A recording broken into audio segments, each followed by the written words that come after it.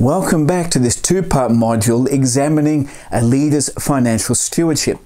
Last session we noted that there are two foundational principles upon which we build a Christian view of stewardship. Number one, that God is the owner of all things, and number two, we are stewards of entrusted things. Then we looked at the first 5 principles for how a leader should steward their finances. Number one, we should give ourselves first to the Lord. Number 2, we should lead financially by the example of our own giving.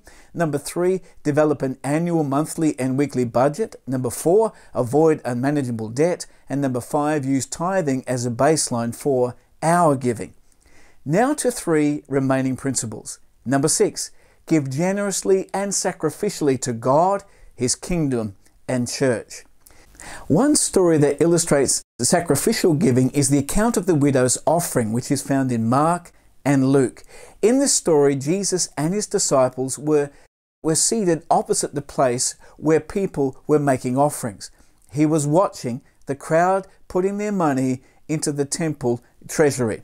And by the way, Jesus is still watching both how much we give and our motive in doing so.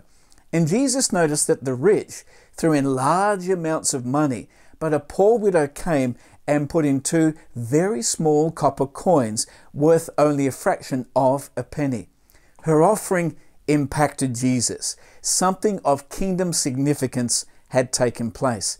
And calling the disciples to him, Jesus said, "I tell you the truth, this poor widow has put more money into the treasury than all the others. They all gave out of their wealth, but she, out of her poverty, put in everything, all she had to live on."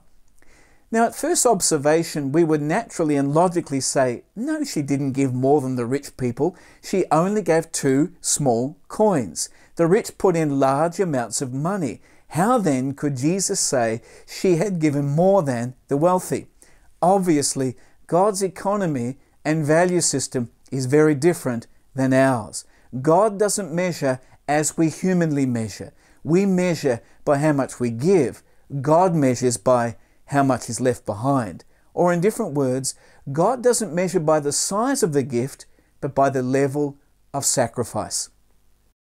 The rich did indeed give a lot, but they also had a lot left. Jesus said they all gave out of their wealth. They gave what was disposable income. They gave what they had calculated was affordable and convenient, but there was no sacrifice involved. This lady, however, gave out of her poverty. In fact, Jesus said she put in everything, all she had to live on. This was true sacrifice.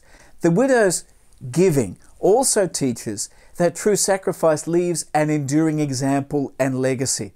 Her name is not mentioned. We don't know anything about her except that she was poor, she was a widow, and she gave sacrificially. Yet her sacrifice is recorded in 2 of the Gospels as a permanent memorial in God's eternal word. She left an enduring example of sacrificial giving. And a sobering question we must ask ourselves is, what legacy, what eternal legacy am I leaving by my giving?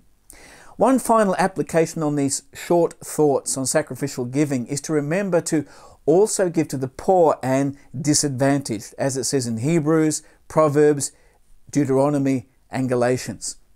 Number 7, exercise complete financial integrity. One of the ways we lead by example is by exercising complete and transparent integrity in the area of our personal finances. When Moses confronted the rebellious faction of Korah, Dathan, and Abiram, he was able to say that he had not taken so much as a donkey from them. During Samuel's farewell speech, the people responded that he had not cheated or oppressed them, nor had he taken anything from anyone's hand. After being miraculously healed, a very grateful Naaman tried to give Elisha a gift of thanks, but Elisha responded, "I will not accept a thing." When Joash initiated repairs on the temple, the funds raised were given to the supervisors who paid the site workers, but the priests did not require an accounting from them because they acted with complete honesty. In contrast to this is their dishonesty of Judas, who, as keeper of the money bag, used to help himself to what was put into it, and who betrayed Jesus out of greed for 30 pieces of silver. Elisha's servant Gehazi exploited Naaman, requesting a talent of silver and 2 sets of clothing for himself. He reasoned that Elisha had been too easy on Naaman by not accepting any gift that Naaman wanted to give him after being healed of his leprosy. The tragic consequence was that Gehazi and his descendants became leprous once his deception was prophetically exposed by Elisha. Ananias and his wife Sapphira lied about how much they had received from the sale of their property when giving an offering for the apostles to distribute. The problem wasn't that they withheld some of the proceeds for themselves, but that they were deceiving people into thinking that they were giving the whole of the sale price to God, and they both paid a severe penalty for their lies and deceit. It's understandable then why Paul listed one of the qualities of a Christian leader as not pursuing dishonest gain. Exercising financial integrity means that we pay the right amount of taxes, because there is a huge difference morally and ethically between tax minimization and tax evasion. Submit tax returns when required by local legislative authorities. Pay bills on time. Truthfully fill in submissions to banks and other financial institutions about the state and status of our finances.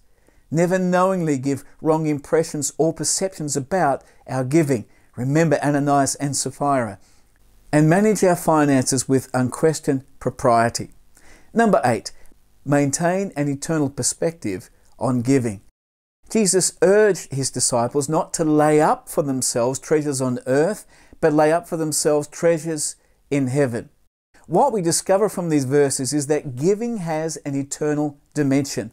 The more sacrificially generous we are on earth, the greater level of our eternal reward and responsibility will be in heaven. And the reason Jesus wanted his disciples to have an eternal perspective on giving is found in the next verse. For where your treasure is, there your heart will be also. Pastor and author John Piper asked the question, why does Jesus express such a remarkable concern with what we do with our money? And based on this verse, he answered, the reason money is so crucial is that what we do with it signals where our heart is. Where our heart is means where our worship is. When the heart is set on something, it values it, cherishes it, treasures it. That is what worship means. God's motive in wanting us to steward our resources appropriately is not that he needs our money. On the contrary, the Lord wants our hearts, our worship, and in a word, our all. In this same passage in Matthew 6, Jesus emphasized the impossibility and incompatibility of serving both God and money. It is possible to serve God with money, but not God and money. And our pursuit of God must far outstrip our pursuit of money. In a passage that is reminiscent of Matthew 6, the Lord told the parable of the shrewd manager. And with the concept of stewardship as a backdrop, the sobering application of the parable is found in verses 10 to 12, where Jesus said, whoever can be trusted with very little can also be trusted with much. And whoever is dishonest with very little will also be dishonest with much. So, if you have not been trustworthy in handling worldly wealth, who will trust you with true riches? And if you have not been trustworthy with someone else's property, who will give you property of your own? With eternity in mind, true riches, the necessity to discipline ourselves to faithfully and responsibly steward our finances, worldly wealth, is critical. When my kids were very young, we used to enjoy playing Monopoly as a family. And even though it was only a game, the kids' true nature surfaced. One was completely scrupulous, another cheated whenever possible, and one lost his temper whenever he had to pay siblings some money. And it was supposed to be fun.